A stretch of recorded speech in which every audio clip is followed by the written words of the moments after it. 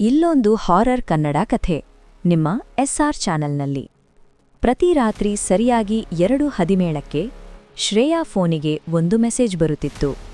ಬಾಗಿಲು ತೆರೆ. ಮೊದಲ ದಿನ ಇಗ್ನೋರ್ ಮಾಡಿದಳು. ಎರಡನೇ ದಿನ ಲಾಕ್ ಮಾಡಿ ಮಲಗಿದಳು.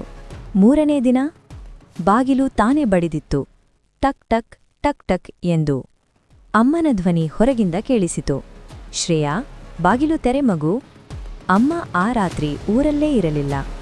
ಹೃದಯ ಜೋರಾಗಿ ಬಡಿದಿತ್ತು. ಫೋನ್ ಮತ್ತೆ ಕಂಪಿಸಿತು.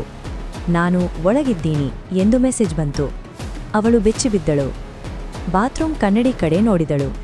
ಅಲ್ಲಿ ಅವಳ ಹಿಂದೆ ನಿಂತಿದ್ದಳು ಅವಳೇ, ಆ ಮಹಿಳೆ. ಅದೇ ಮುಖ, ಅದೇ ಕಣ್ಣುಗಳು. ಆದರೆ ನಗು ಅತಿಯಾಗಿ ಭಯತರಿಸುವಷ್ಟು. ಕನ್ನಡಿ ಮೇಲೆ ರಕ್ತದಂತೆ ಕಾಣುವ ಪದಗಳು ಮೂಡಿದವು. 2:17ಕ್ಕೆ ನಿನ್ನ ಜಾಗ ನನಗೆ. ಬೆಳಿಗ್ಗೆ 6 ಗಂಟೆ. ಪಕ್ಕದ ಮನೆಯವರು ಪೊಲೀಸರನ್ನು ಕರೆಸಿದರು. ಶ್ರೇಯಾ ಮನೆ ಸಂಪೂರ್ಣ ಖಾಲಿ. ಅವಳ ಫೋನ್ ಮಾತ್ರ ನೆಲದಲ್ಲಿ ಬಿದ್ದಿತ್ತು. ಸ್ಕ್ರೀನ್ ಮೇಲೆ ಒಂದು ಕೊನೆಯ ಮೆಸೇಜ್, ಅದೇ, ಈಗ ನಿನ್ನ ಬ್ಯಾಟ್. ಇದರ 2ನೇ ಭಾಗ ವೀಕ್ಷಿಸಲು ಇಚ್ಛಿಸುವರೆ ಹಾಗಾದರೆ ಎಸ್ ಎಂದು ಕಮೆಂಟ್ ಮಾಡಿ.